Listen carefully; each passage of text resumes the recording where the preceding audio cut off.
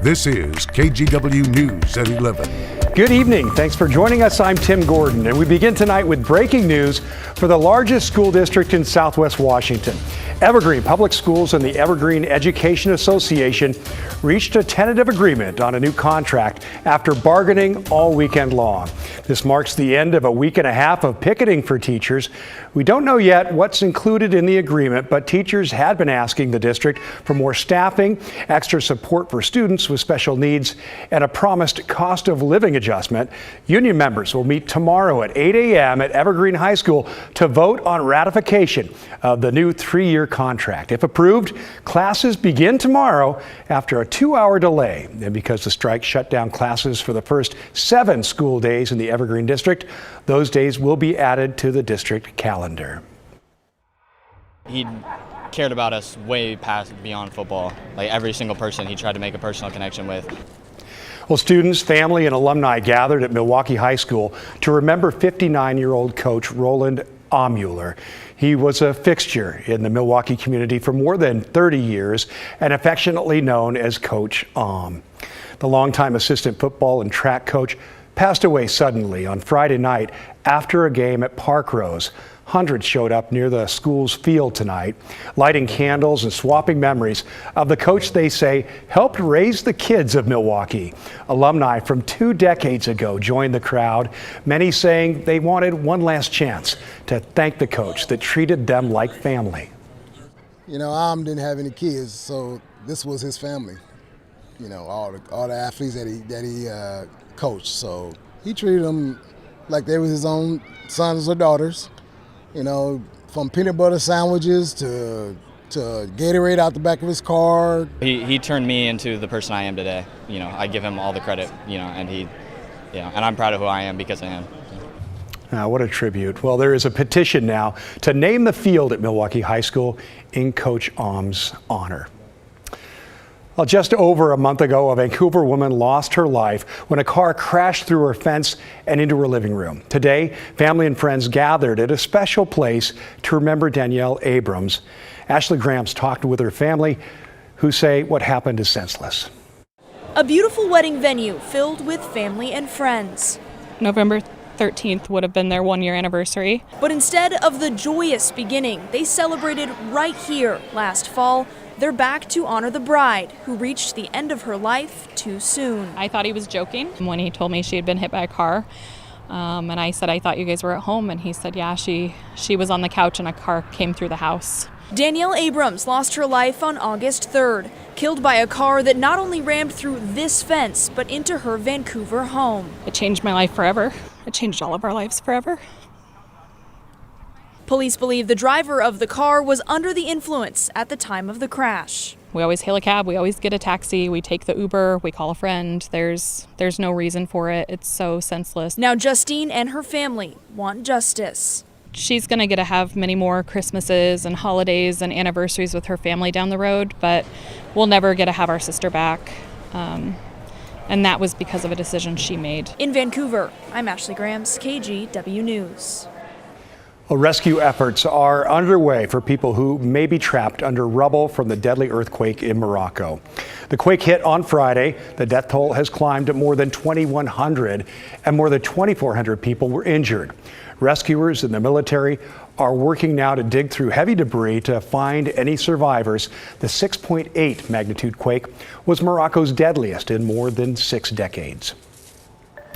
Well, we saw a really nice late summer weekend with lots of sunshine and really pleasant temperatures too. Let's check in with meteorologist Joe Ranieri, who has more on if this weather's going to keep sticking around for the work week. Joe. Hey there, Timmy. We are tracking a little bit of some small changes ahead of your Monday morning commute. What that means, we're going to be looking at some cool and cloudy conditions a good part of Monday. With that said, there's also a chance we'll be seeing some light pockets of some sprinkles and some drizzle. Right now, we're just seeing some clouds kind of increase a little bit, but as we'll put future casts in motion as we go go into tomorrow morning, I have it stopped here about 6:30, 7 o'clock in the morning. We will be seeing really thick clouds throughout the coast, the valley, and really up and down the I-5 corridor from Seattle all the way down into parts of the metro area. You'll start to see a little bit more of that sunshine in Eugene and the central part of the Willamette Valley. And will those clouds stick around a good part of tomorrow and into Tuesday? But things will gradually improve by Tuesday. And even though we're going to be looking at temperatures a little bit cooler, we are going to be mainly dry over the next few days. Temperature right now of 69 degrees. Winds are pretty light coming in out of the west, about 5 miles an hour. And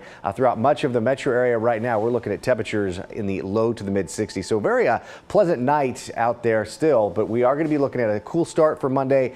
And I'm also tracking another round, maybe 3 days in a row with temperatures right around 90 degrees later in the week. I'll talk more about that in just a few minutes. Wow, up we go again. Thanks, Joe. Well, for months, we've seen labor tension between workers and employers. Teachers, nurses, doctors, and more have all asked for better working conditions. Now employees at a more exotic industry are asking for the same. Thomas Schultz has their story. Walk down a block in Portland and there's a good chance you might see an exotic dance club. What you probably won't see here or anywhere else across the country are those dancers outside on the sidewalk picketing. But that's what happened here at Magic Tavern a few months ago. And those workers are still on strike, asking for safer working conditions. We didn't have proper security to walk us out at the end of the night. A few months ago, Bishop and a couple dozen other dancers had enough. They'd been working here at Magic Tavern. But she says whenever a dancer complained about their safety, they were fired. There was a gas leak or a gas smell near the kitchen. The flooring was uneven.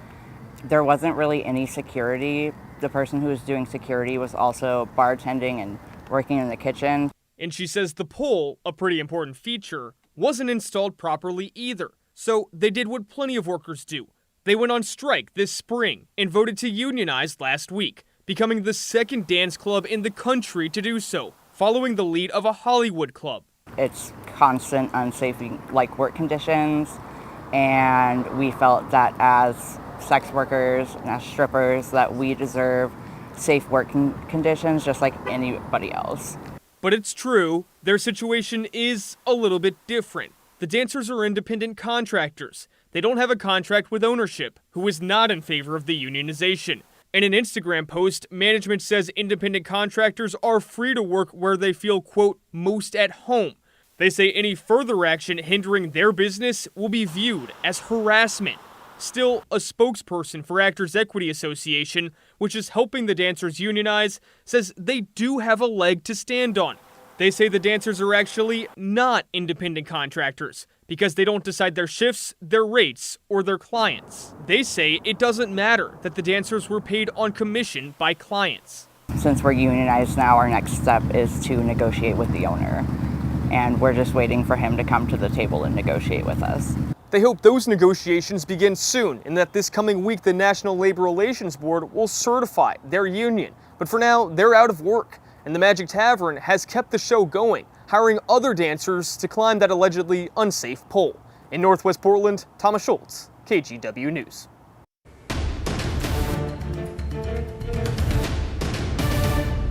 Washington's Attorney General is throwing his hat in the ring to be the next state's governor. My goal is to work hard for the people. We have a hardworking state. They deserve a hardworking governor who focuses on them and their concerns. Bob Ferguson launched his campaign on Saturday and even got Governor Jay Inslee's endorsement. Ferguson is now the 24th candidate in the race to replace Inslee.